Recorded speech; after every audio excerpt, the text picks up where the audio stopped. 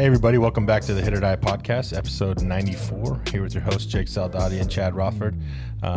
Quick shout out to the Bland Company. You got them right there. Yeah, please go check out Bland. If you're looking for solar, need help with solar, if you're looking for heating and air repair or installation, same with roofing. With as much rain as we're getting this week, maybe something people need out there. I think my aunt said they were going to hit him up. She's going to hit him up. So, well, I can tell you that if something happens with my heating and air, I'm going to call Bland. Locations in Bakersfield, Clovis, and Fresno, also Atascadero. And they cover the entire state. So from our listeners in Sacramento across the Bay to all the way down to Los Angeles, Bland can take care of any needs you may have in that area. So again, reach out to Jesse Dara at blandcompany.com and they will do their best to take care of you. Good dude, man. Jesse's a good guy. That's BLAND company.com. Yeah. I love when you said that last time. I thought you were going to do it again. That's BLAND company.com. I'm getting better at it, I guess. All joking aside, it's been another, it's like every week we've had something happen, especially in the baseball community. Just another loss, man. I don't know if you want to get into it. It's, we're going to get your dad here on the phone in a minute. But yeah, Ron Johnson from Fresno State, All-American. I know a lot of people think of Thunder and Lightning as Will Clark and Rafael Palmeiro, and to a lot of the Bulldog fans that grew up going to Bulldog games back in the 70s and 80s, the original Thunder and Lightning was actually Ron Johnson and my dad were Thunder and Lightning in the lineup in 78. And he's actually got a thing that says Thunder and Lightning on it, because I didn't believe him either until he... Like a poster? I think it's like it might be on a ring or something, or I got to find it, because I remember Jackson Leach told me he didn't believe me, and I brought something that it showed it. But, yeah, he passed away. Sources said COVID. I think he had some health issues going in.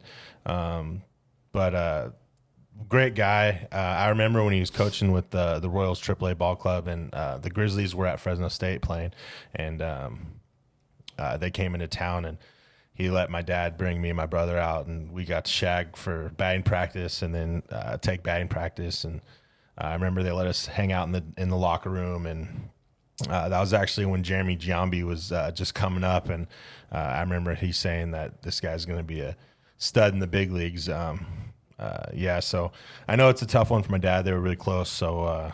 I was reading some stuff just between the last few days, and I know Coach Prieto put out something pretty nice, a little tribute to him, and I think Fresno State did either last night or today.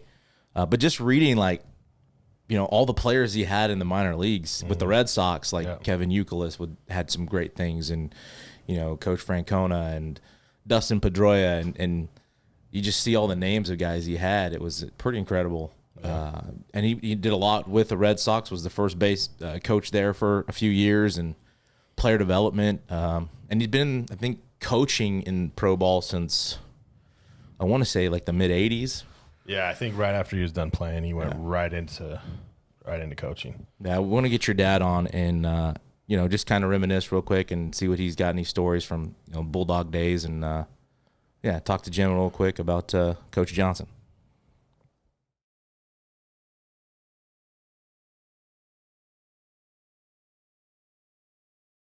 Hey everybody, welcome back to the HIT.OR.DIE podcast, episode 94. We got my dad on the phone, Jim Rothford. Dad, thanks for joining us. Well, thank you for having me, both of you. Yeah, no problem, Jim. I want to say first, sorry for your loss. I know you guys were pretty tight, you and Ron Johnson, and had some history as Bulldogs, and we kind of just wanted to get maybe a couple stories and just remember him a little bit and get your thought on him as a person and player. Well, Ron was a hard worker. He was down from Southern California, went to Fullerton Junior College, and came to Fresno State with several other players, and that was kind of a pipeline for some players that would come into Fresno State and play. He was his work ethic was tremendous. His attitude his demeanor, even, in college, I mean, we can all be kind of squirrely and have, situations, but on and off the field, but he was a true leader. And I think he made me, a lot better and brought out the best of me as a player. Good first baseman defensively.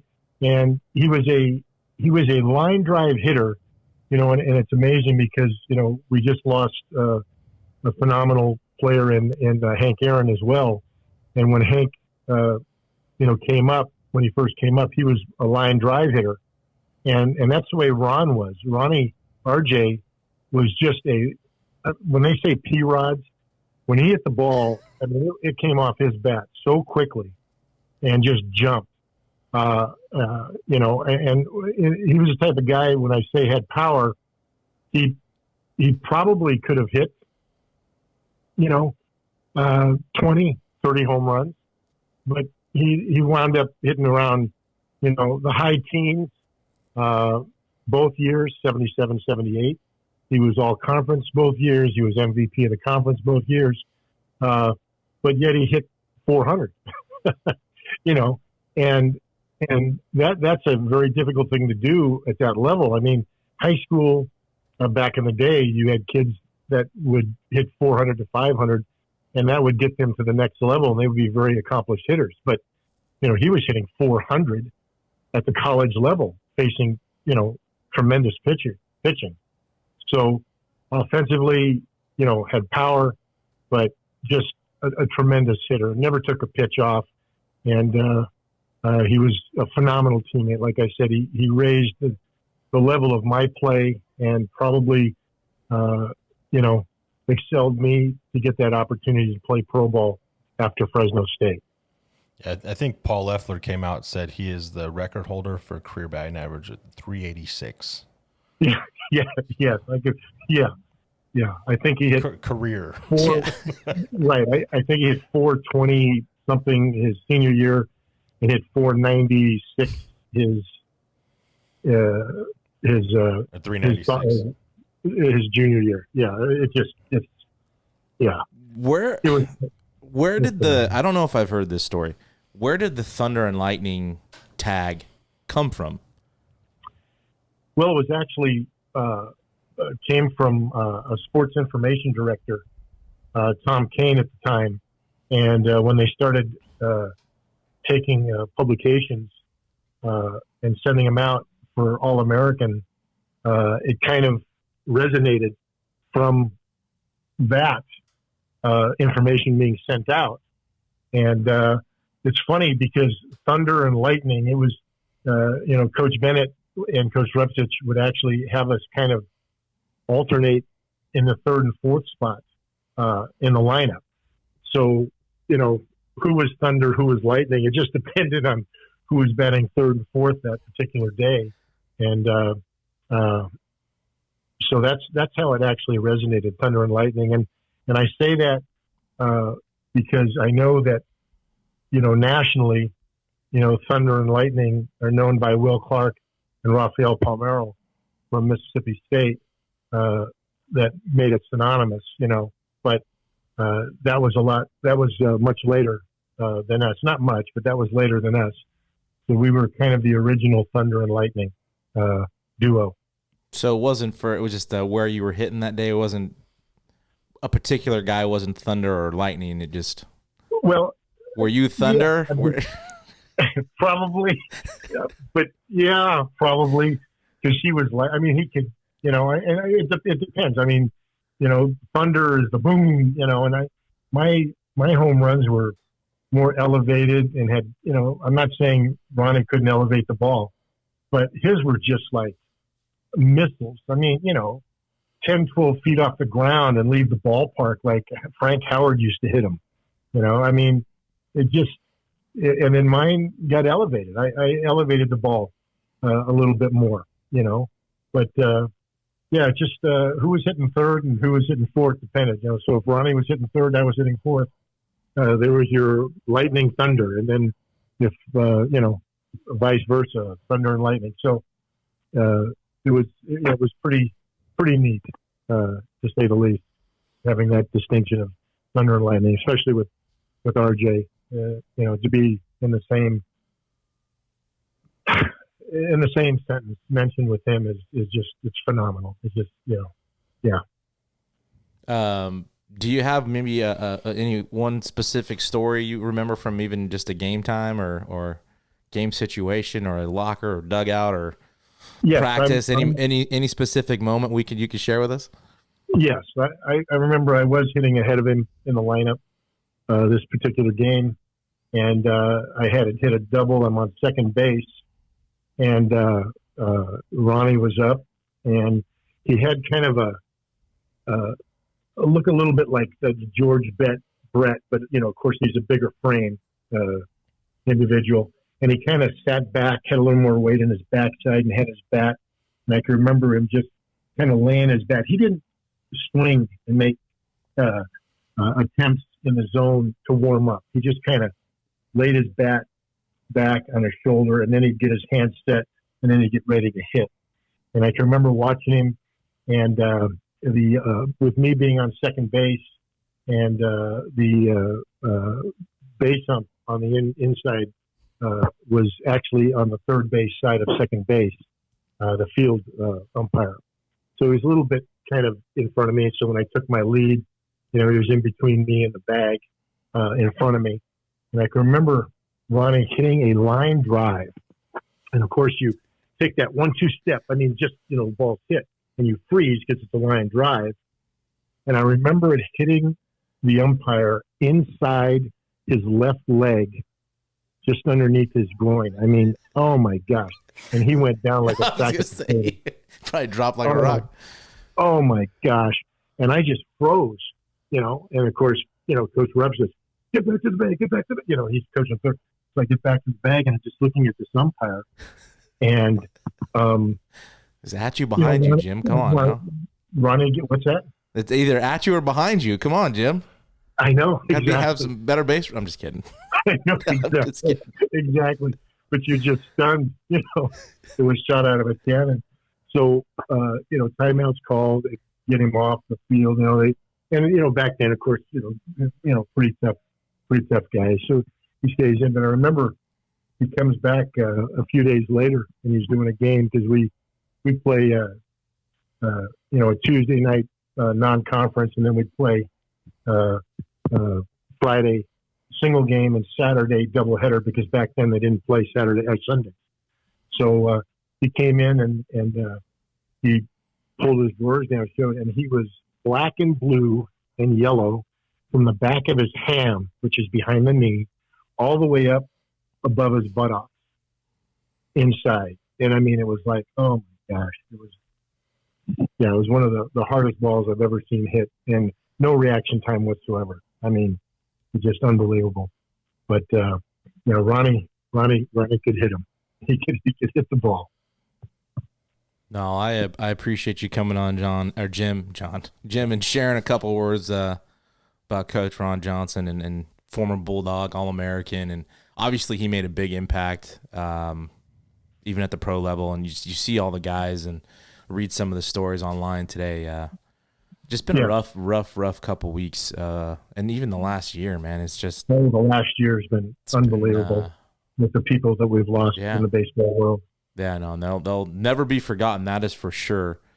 We just wanted to say thank you. I'm glad you could come on, and our thoughts and prayers are with his family and kids, and just all the people that he had an impact on. Man, it's a big group. It is, and the baseball fraternity. I mean, there's nothing like it. And I appreciate you having me on. And again, my prayers and thoughts go out to his wife and his children, his family. And there'll never be someone like RJ. He was a great, like I said, great teammate. And as you read some of the posts that are out there with his players, both in pro ball or all in pro ball, they love him, they respect him, and they can't believe this has happened. So, but thank you so much, the two of you, for having me on today. I so much appreciate it. Hey, no problem, Jim. Anytime, and you be good. We love you. Love you guys too. Thank you so much. Love you, Dad. All right. Love you. All right. Bye-bye. Bye. Love that man, dude. Good guy. He's just if you need somebody that's a storyteller, he's a storyteller, And he's got him. Jokes, maybe. No, he's more of a storyteller. That's kind of an inside joke, if you will. Again, yeah, our thoughts and prayers to Coach Ron Johnson's family and the Bulldog family. And his, the coaches that had him coach Rupsich being one. And it's just crazy, man. Like your dad said, the last year, it's been pretty insane of just who we've lost in the baseball community. Kind of puts things in perspective, too. Yeah, it's been rough. There's a lot of things going on right now. A lot of things going on in baseball. There's been signings. I saw Realmuto get signed with the Phillies. I saw Toronto's making more moves. There's word out there that the Mets threw an offer to Bauer. I don't know if that's true or not, just reported. But yesterday, he'll let you know if it's true on Twitter. He likes to shut up the people that put the sources out that aren't correct. He'll throw his agent and be like, "Yeah, you should ask my agent." Yeah, I know Bauer is not one to like shy away from letting people know, or any confrontation. But yesterday, the Hall of Fame announcement, or lack thereof, no Hall of Fame. Yeah. I think they said the first time since 2013, and it's been a handful of times in the last 30 years or something like that. I forgot the number. But just with thoughts on nobody going into the Hall of Fame. Ridiculous. With the players that were on the ballot, I would have lost everything. Say not one person, not one. Bonds had 61.8%, Clemens 61.6%, and I think they both have 1 year left. But even on that, we know why they're not getting voted on. But again, I read some stuff, and I hadn't had time to check it or not, but that the testing for steroids didn't start until 2004. I may be wrong on that. Assuming that's true. He played for 3 more years. He hadn't failed the test. Yeah. There is nothing to say other than physical changes. Yeah. But that's not going to hold up in a court. No, and that's what's crazy about it is, he cheated. There's no proven evidence that he cheated. So, like hard facts. Yeah, there's no hard facts have people said stuff. So it's like, so now we're going to be the media and we want a story. So we're going to make one up. I mean, has he been popped for steroids? No. So why is he not? It's one of the greatest hitters of all time. Players. Arguably. Yeah, and players. Why is he not in the Hall of Fame? He should have been a first ballot 100%. I mean, I'm just saying. I mean, a lot of guys should be 100%. We've already had that conversation, but there's no reason he should still be here. I mean, is Clemens in the same situation? Was he ever popped? I thought he said yes. I thought he denied it originally. He originally denied it, but I think he came out. He came out. I don't remember, and I should probably look that up. But still, I don't care. I don't care. Well, Roger Clemens was really good before all this. I mean, that whole era. It could be like what Weinstein said. Go back to Roger Clemens at Texas. Yeah, he was known then, just like Bonds was at Arizona State. Yeah, I don't know. I'm with you. I think they're for sure Hall of Famers. I mean, again, you have Bud Selig in there, who you have Pudge, and he was in Canseco's book, allegedly. Bagwell. I mean, you can go on and on about players that possibly have done something. I mean, there are players that are probably doing something, but I mean, so is it personal? It's got to be personal, and that's why something needs to happen where the voting needs to get broken up. It can't be all the writers. I feel like if you put a blank ballot in, you're done. Well, and there's 13 blank ballots. You should be done. What could you possibly think not to write one person? Like, Is it personal for the writers now? They want more credit for something? They should have no credit. Well, and maybe they should have we talked about this earlier. Maybe they should have to write a report. Why didn't you vote for them? Why not? Yeah. You're a writer. So tell us why these guys aren't worthy of your vote. Why? Tell me why. Personal? Check mark. You're done. Yeah. Politics? No. Yeah, it can't be any of that. That's why if you put numbers down on a piece of paper with no names and you tell these guys to pick 10, Yeah. Bonds would have been in first time. Yeah. Roger Clemens. Todd Helton would have been in probably a first ballot, to be honest. Yeah.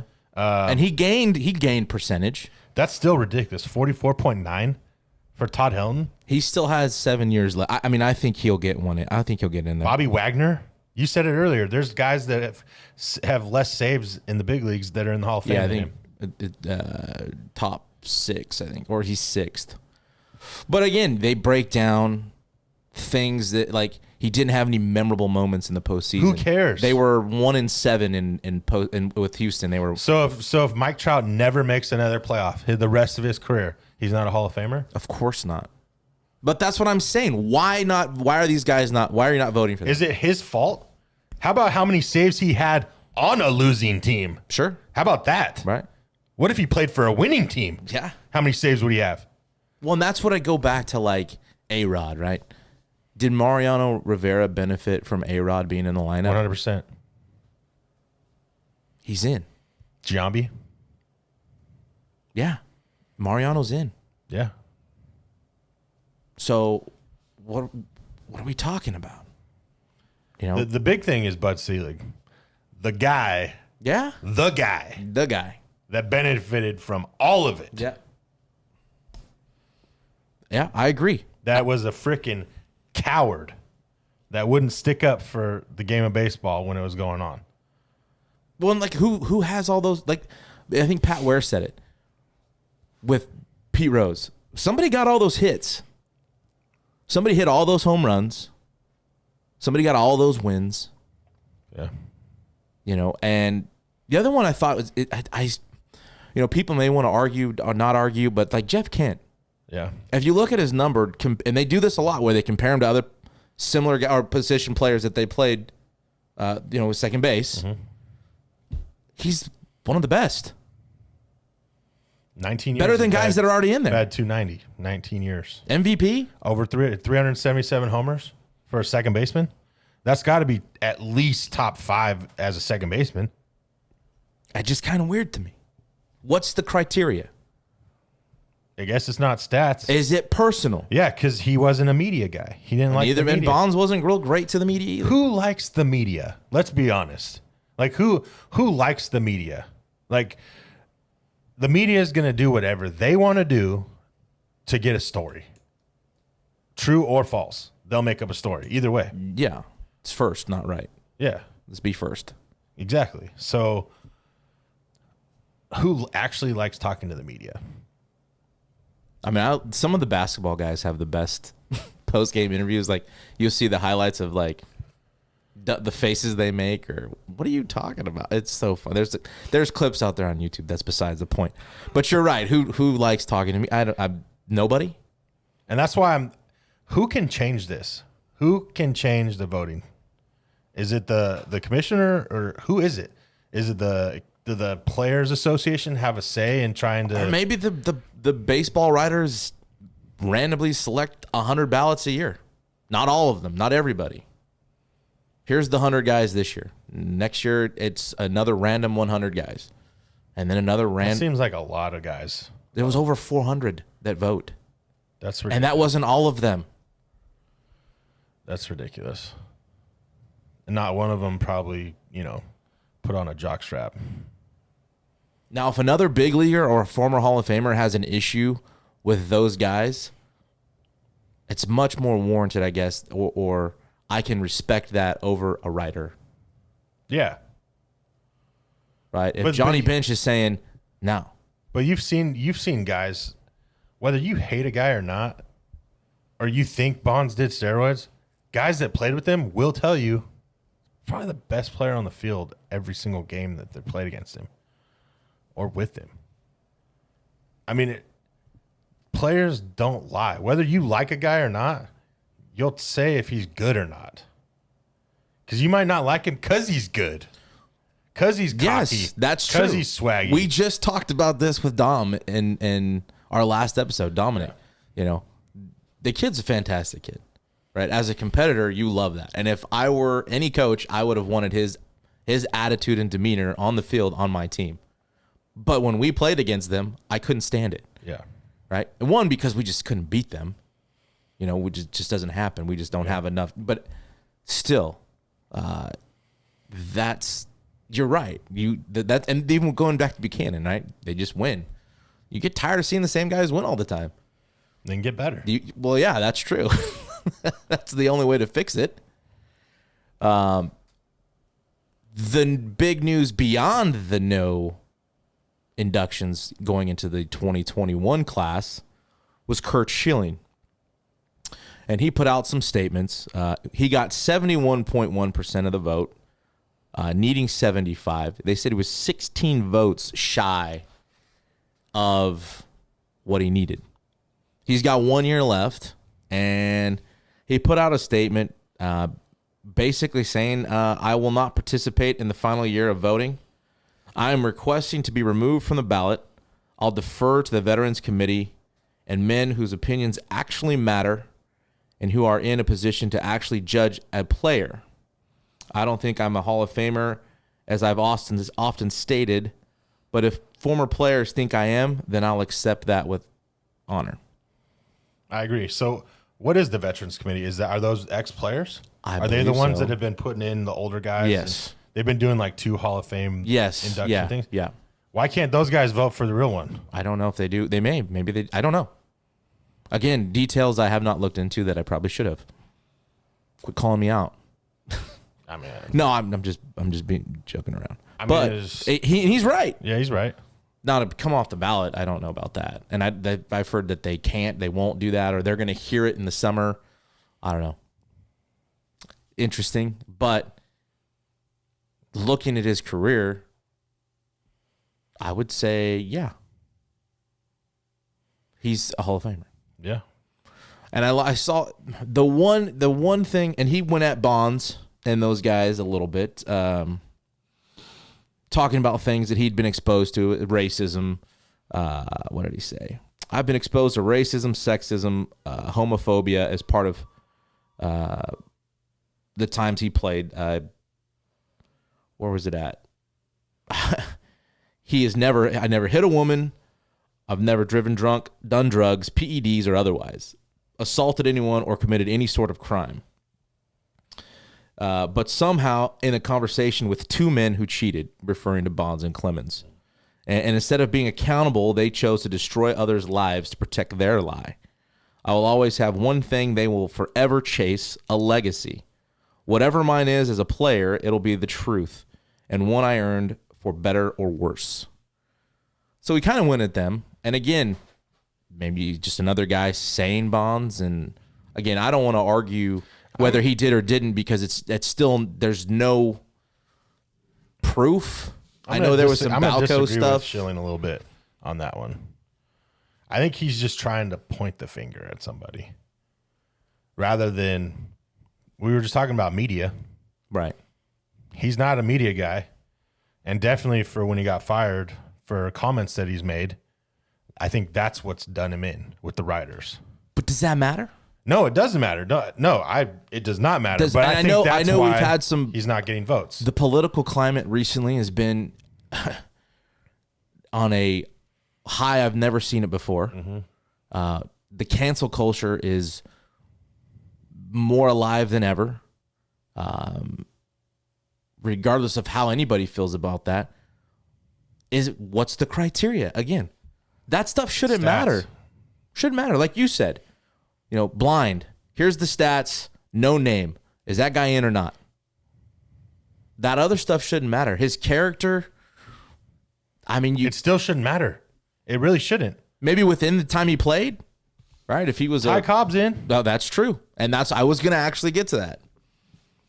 And there's a lot of Ty Cobb was the dirtiest player Well, and there's other things. He's got a dark history too. Yeah. If people want to go look into it, and what's a PED? again, What's a PED?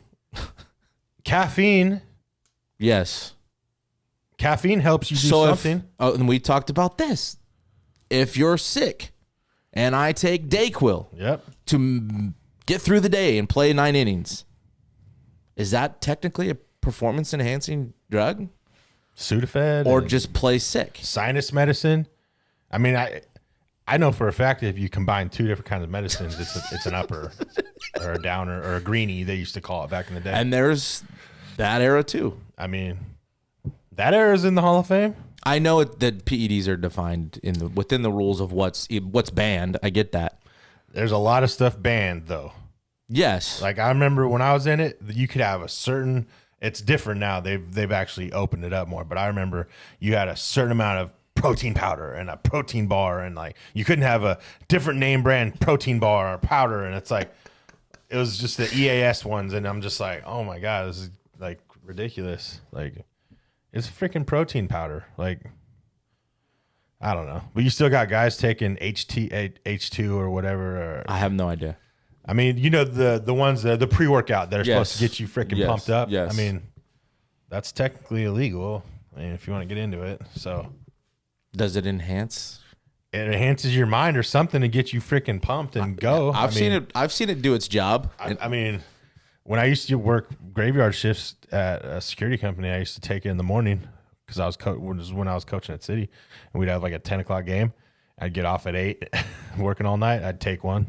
Get you freaking hyped, but then you drop down in about 5 hours. But the other thing with Schilling that got brought up was his postseason performance, and it was. Doesn't he have one of the best postseason performances of all time? It's the bloody sock. Yeah, I mean, just talking about stat wise, and I was thinking like that's true, but is that justify being a Hall of Famer? No. Right? So I'm going to give you two lines. Okay? You tell me which one you like. This is postseason only here. Postseason stats for 2 players. One guy has 30 starts, went 13-12. The ERA was 4.19, pitched 189 innings, combined in the postseason, has 1 World Series. The other guy's got 19 starts, so 11 fewer, 11-2, 2.23 ERA in 133 innings, a World Series MVP, and has 3 World Series titles. Are you going to pick number 1 or number 2? I mean, if you had to win a Game 7, which one of those? If you're going off those stats, you go with the second one. The second one is Curt Schilling. The first guy is Clayton Kershaw. Is he a Hall of Famer? Yes. So what does postseason matter? It doesn't. So that shouldn't be the basis of the argument for him to be in. Although somebody said it should that? be part of the criteria, yes. But people are arguing how good he's done in the postseason. But like we said, Trout might never ever play in a playoff game ever again. Right. In regular season, Kershaw might. I've got to look, but Kershaw might have a better, regular season, All Stars, Triple Crown, MVPs. He's a Hall of Famer. Mm-hmm. He doesn't have the best postseason numbers. Doesn't mean he's not a Hall of Famer. And I love what you said about Trout. I agree with that 100%. It's so irritating. It is. It is. It's just it's and we don't get any answers. There's no answers. No, none. You have a couple guys who are on MLB Network that'll say stuff, or Verducci, who put out, I think, an article on Sports Illustrated. You can get some of their thoughts on why they vote the way they do, but not all these guys. And who do you know who all these guys are? I don't. Not Guy Eddie, one of the guys that follows us on Twitter. He was posting all the ballots and stuff, and he'd post the empty ones and stuff. I don't even know over half the people that he was posting. Like, who are these people? How do they have a say in a game where these guys, it was their livelihoods for 15, 20 plus years? The work they put in the off season, during the season, staying healthy, coming back from injuries, and putting up those numbers how can you as a writer, you know what I mean? I mean, yeah, it's Decide the fate yeah of that. Yeah, you're. It sucks. It sucks. It's the way it is. We're probably talking in circles, and I'm sure everybody. There's hundreds of radio shows and thousands of podcasts, and they're probably the majority are saying the same thing. And I don't know how to get answers, where to get answers, what can change, how to change it, or where to change it. But I know most of the people and some of the things I saw. Bond's not being in the Hall of Fame is ridiculous. Even Clemens. And, back to Schilling. If he wants to call out Bonds and Clemens, he had a teammate help him win a World Series that got popped in Manny Ramirez. And his numbers are ridiculous. Insane. He's a Hall of Famer. Yeah. If you go by numbers, but again, that era, that's the problem that people have. But I'm just saying, if Schilling's going to call those two out, why didn't he call out Manny Ramirez? I'm at the point F it. Put it in the asterisk era. Do the asterisk. I don't even care. These guys need to be in the Hall of Fame. Before these guys they're getting old. Their families are old. You don't think some of their dads want to see them get in the Hall of Fame? You know what I mean? Could you imagine you're a Hall of Famer and your dad passes away because it takes so long for you to get in the Hall of Fame, and then finally, Bonds is going to be 80 years old or something. You know what I mean? It's just bull crap. And you brought up Ty Cobb, and I wonder how long it is before some crazy group tries to get that taken out for his past. You see he's already in. I know, but you've seen people try to get rid of certain things and parts of history, and who's to say that they don't go after that now? Who knows? But I do think it's ridiculous. And if people agree, don't agree, let us know. Again, hit us up on Twitter at HIT.OR.DIE Podcast, Instagram at HIT.OR.DIE, also Facebook. We want to know. Send us a message, comment, retweet something, or tweet at us. We love to hear the people's opinion. I'm pretty sure most people would agree it's ridiculous, but again, till next year, I guess we'll have to just wait and see. I think looking at Helton's numbers, I would assume he's got 7 more years, he'll get in. And I mean, Kent, again, I don't know. Let's move on because it's just getting more frustrating to talk about it. Hey, you know what? We talked about this after our show last time because we didn't really look into Hank Aaron until after the podcast. Right. Well, yes. His numbers. Yeah. I mean, he's arguably the best player to ever play. Yes. Arguably. I know I heard and he had 1 MVP. I was listening to Kevin Franzen last night on MLB Roundup, and somebody called in saying, everybody puts it to Ruth and Mays, and granted, they're, as far as the history goes, are rightly so considered 2 of the best ever. But I mean, you go look at his numbers and even the records he still holds. Yeah. And I think I saw on might have been Bleacher Report or Sports Illustrated. It was some top 25 players of all time. I think he was 5th. Yeah. So. But I mean, he had over 3,700 hits. Yes. So that means 3,000 hits that weren't home runs. Yeah, that were not home runs. Yes. That's ridiculous. Yes. He still has a record, I think, for RBIs, total bases, and extra base hits currently. Yeah. That's just. Yeah. That's a good point. Arguably one of the best, if not the best. You know what sucks, too? It sucks that somebody has to pass away for not only us to look into it or anything, but for anybody to talk about him in that regard. Yeah. Yeah. I think people do. I would put him ahead of Willie Mays. 100%. Hit over 100, almost 100 more home runs than him. Yeah. And way more hits and RBIs. And nothing against Willie Mays. No, but not at all. You're going numbers. I mean. Yeah. And again, that's. Babe Ruth, you're going numbers. He's above Babe Ruth. I'm sorry. And we've said on here that would Babe Ruth struggle in today's game? I don't know. So I mean, he would, but we don't know if he would get in with the program or do what they do. Yeah, it's kind of hard to compare those. But I mean, that's why it's just like when you talk about the greatest ever to play, how do you not put? I mean, he's not the home run king now, but he was for a long time. That's still a lot of and home runs. Second in hits all time. Yeah. I mean, and that's a pretty crazy way to look at it, right? Yeah, 700 or 3,771.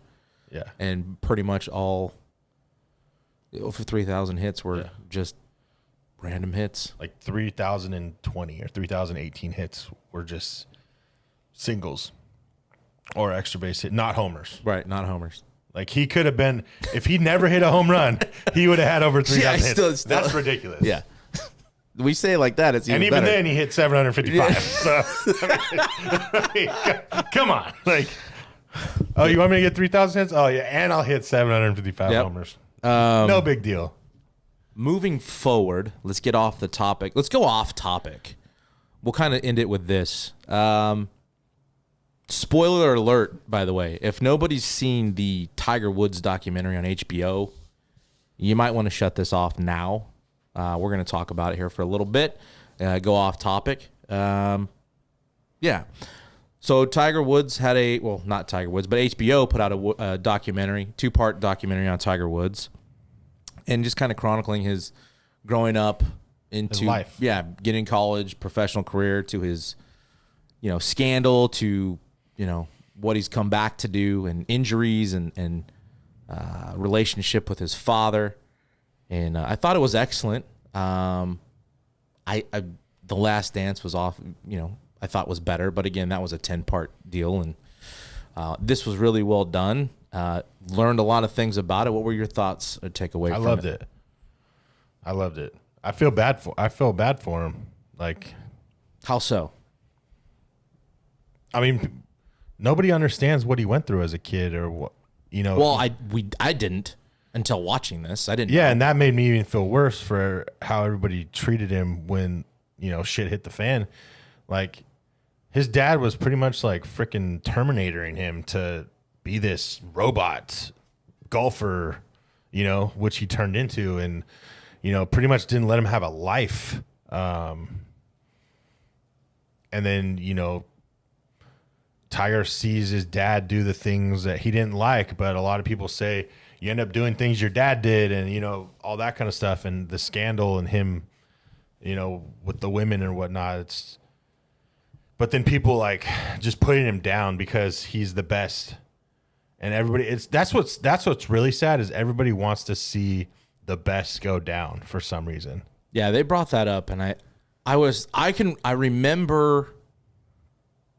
I never felt that way about him. Me neither. I loved that he was on top. Mm-hmm. And having watched it, one is there's a few things. I forget how dominant he was. Like how unbeatable he was. Yeah. And there's an argument to maybe state that he was probably one of the most dominant athletes in the last 20, 30 years. I think maybe ever. Like his run was at his insane. Sport, yeah. When it's you versus you're on an island, right? Like you can bring up Tom Brady as the GOAT, but Tom Brady it involves a coach, play calling, players. There's a portion of time Tom Brady's not on the field that contributes to their success. Granted, Tom Brady's a beast and will be one of the best, if not the best football player to ever play the game.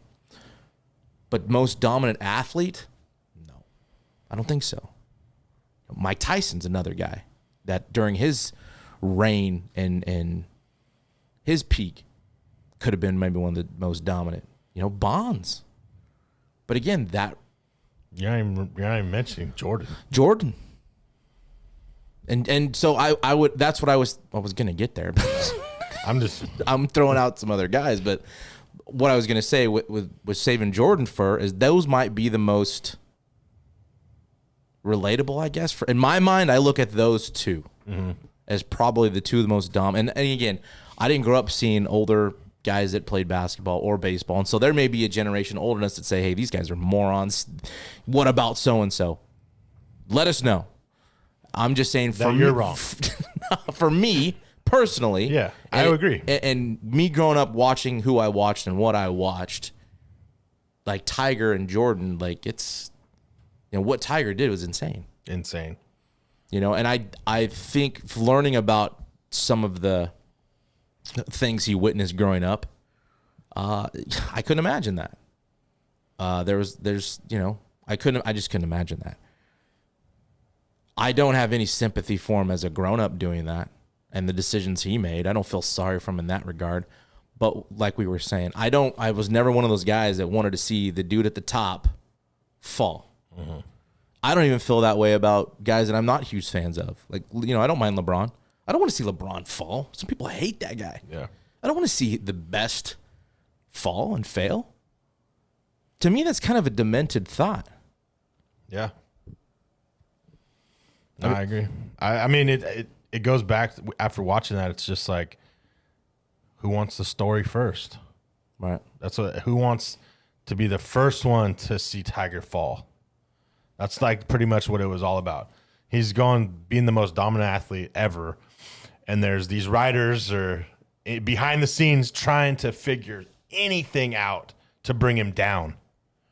And then when it finally happens, everybody around the world is like, oh, he'll never recover from this, or he'll, I don't know. It really made me mad because, and I'm so glad that he came back. Right. They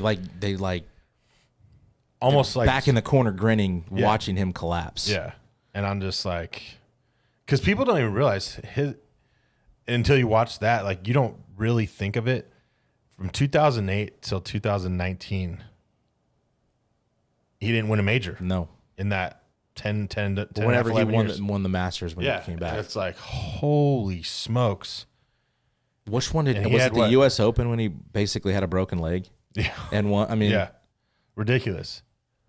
I mean, and then we talked about this also is all the women. We're not saying it's right or not.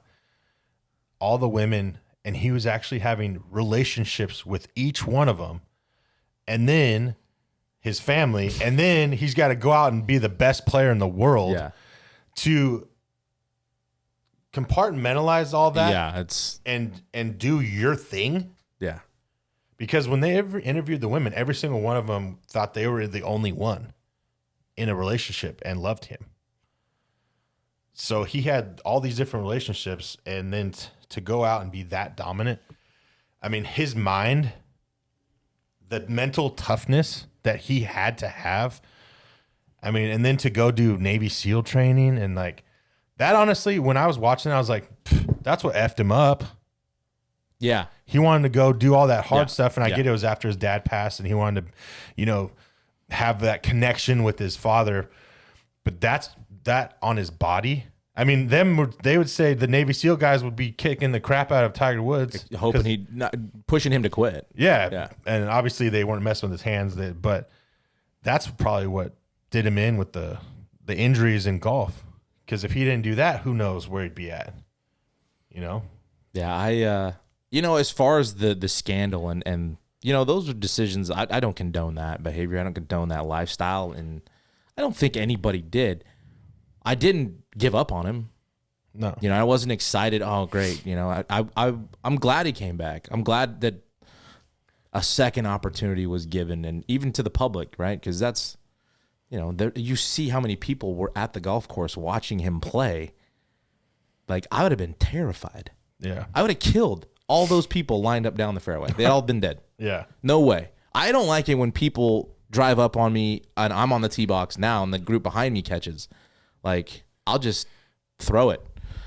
No, I won't throw it. But I wouldn't, to just keep blinders on. 5 feet of each side. Yeah. 30, 40 yards down. Just to do whatever you want with the ball. Yeah. It's insane. I don't know a bunch of great golfers, but, to me, it's one of the most difficult sports to see a guy dominate it like he did. And not only that, golf's where it's at because of him. Sure. Yeah, and you're seeing a younger group, but it's taking like 10 Because I didn't go golfing when I was little or young. You weren't into it? Golf was golf. It was an old man sport. You know what I mean, though? It was like, you're right. Your dads or the old guys go out and go golfing. It wasn't, I'm going to go golfing with my dad. No, I'm going to go. Tiger turned it into that. This young dude came in. Yeah, those crowds were not there prior. No.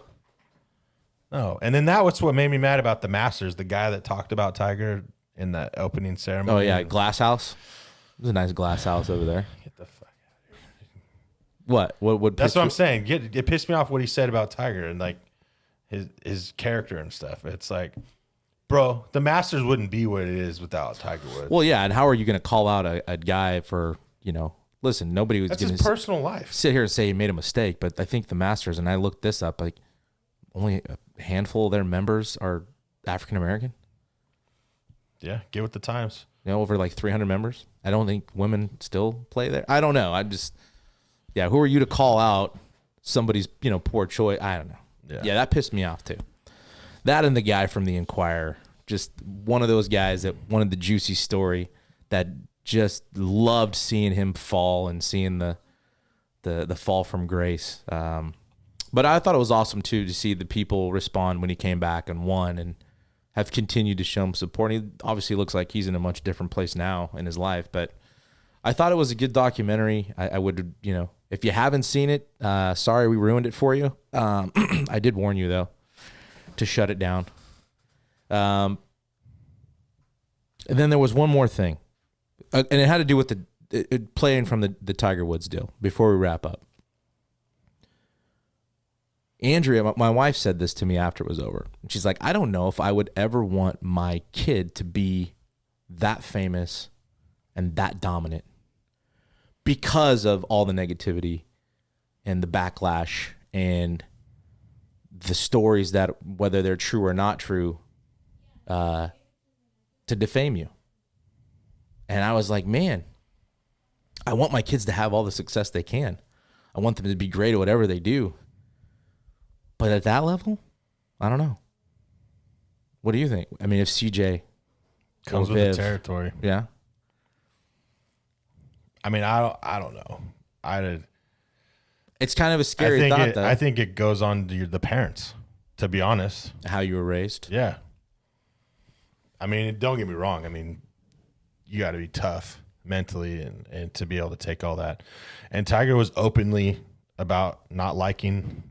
Yeah, the attention and he didn't like it, but he still had to do it, and but to be able to move on and like flip the switch when he got on the golf course is ridiculous. But yeah, I don't know if I don't know, because I always wanted to play in the big leagues, and I see what they go through. You don't think I want to be in the locker room getting interviewed after hitting a bomb or something? I just feel like it comes with the territory, and you just got to be prepared for it. But that's why I bet you they were doing media training and all that they kind were of stuff. And they had that with Nike. Right? Yeah. So I mean, we did it in college, so I know every college does that now. You go through a media training, so you know how to do interviews and. There's so many things that can prepare you for that. But it's probably the harder is the negative, the fame part. So, but yeah, I don't know. Well, again, I would encourage people to go watch it again if you haven't seen it. It's Tiger Woods documentary on HBO. I don't think we ruined it all that much. No. It's still worth the. And if you have seen it, please, again, shoot us a message or any input you have. Again, we appreciate everybody listening. And football, we were wrong. We were way wrong. We had to bring that up. I forgot about it because we were wrong. Well, we had to. We had to bring it up.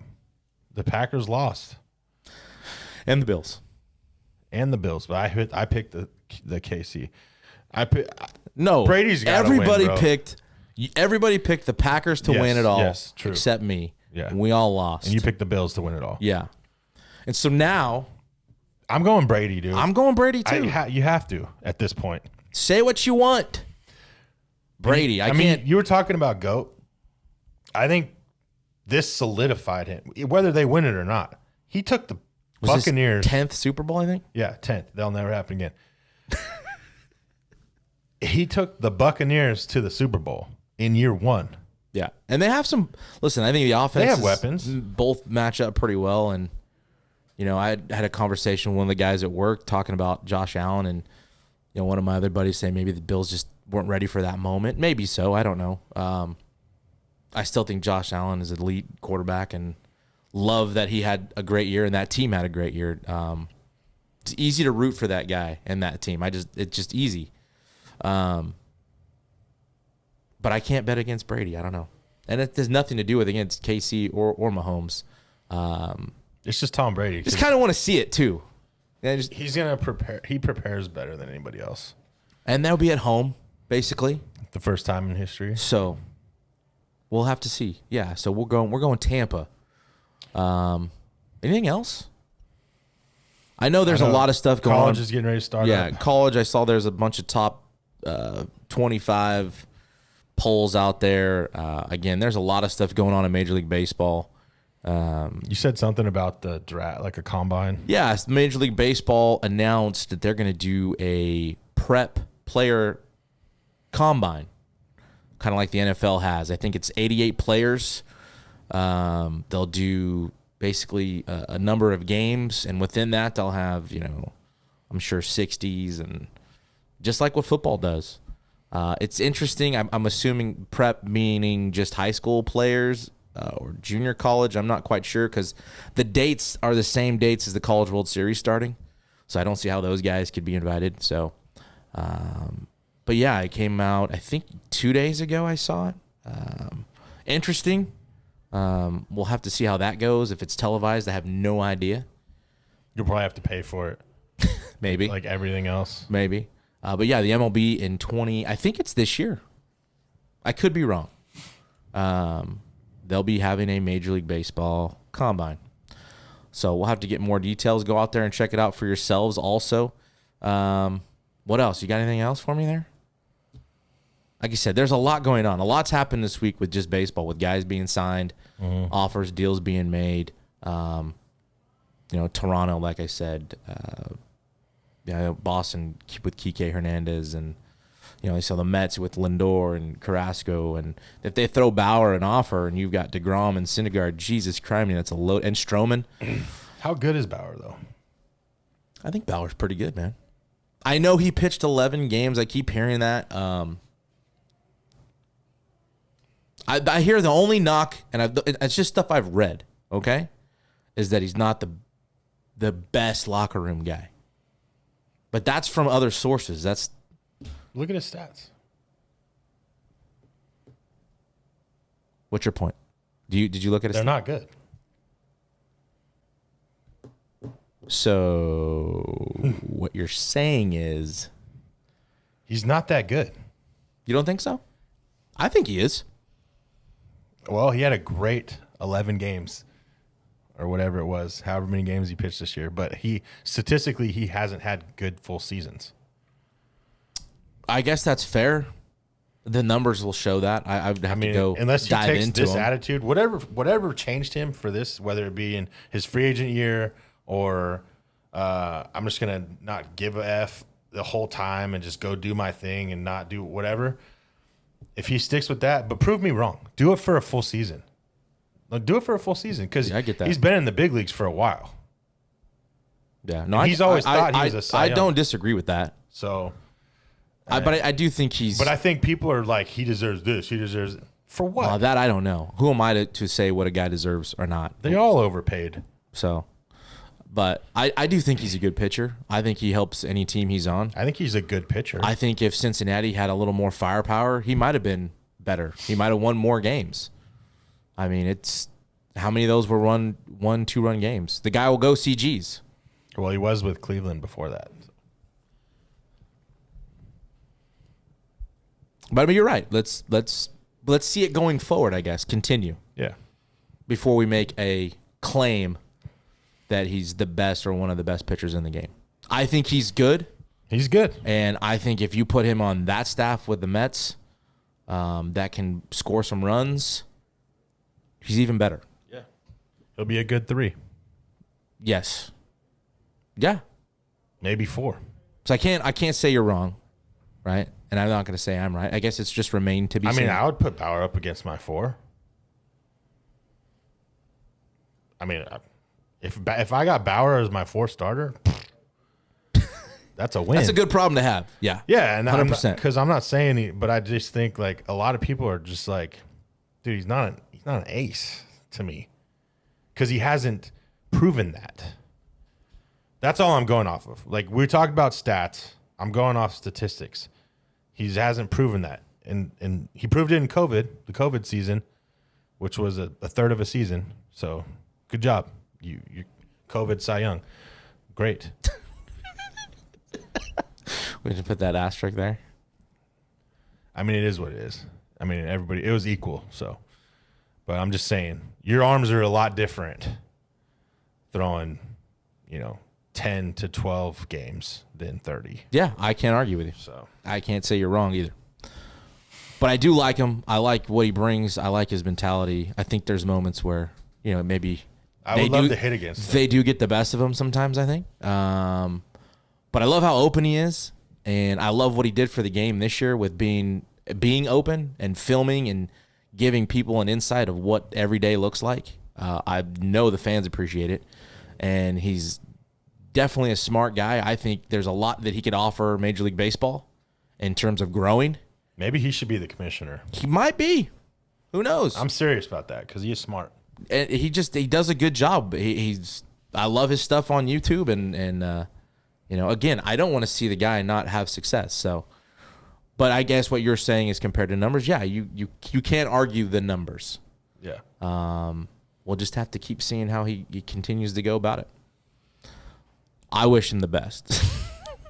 I mean, I don't wish him to go out and blow his arm out. I mean, I'm trying to be realistic. Yeah, you're stating an opinion. Yeah. I mean, I already know nobody likes my opinions anyways, so it's just whatever. Says who?